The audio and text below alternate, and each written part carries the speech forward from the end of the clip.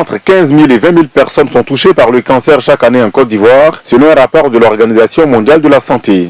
Pour lutter contre ce fléau, l'État ivoirien a créé plusieurs infrastructures sanitaires, parmi lesquelles le Centre national d'oncologie médicale et de radiothérapie Alassane Ouattara.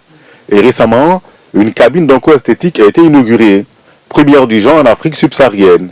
L'onco-esthétique ne se limite pas à des soins de beauté, c'est une prise en charge globale et personnalisée de la personne, car le traitement contre le cancer s'accompagne souvent d'effets secondaires, difficiles à vivre, d'autant plus qu'ils sont visibles.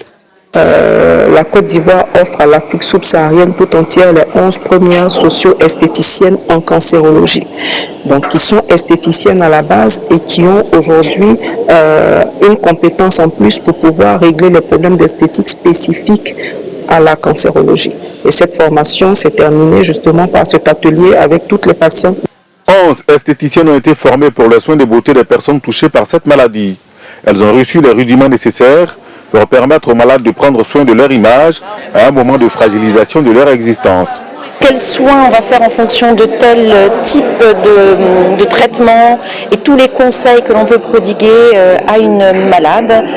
Tout cela, c'est un peu tout le programme que l'on a proposé ici, avec beaucoup d'approches psychologiques. Pour les bénéficiaires, cet accompagnement demeure un élément important dans leur traitement. Les bienfaits de l'onco-esthétique sont à la fois physiques et psychologiques. Ça nous permet au moins de nous relaxer parce qu'il y a plusieurs envergures. Il y a la gym aussi, il y a aussi la natation.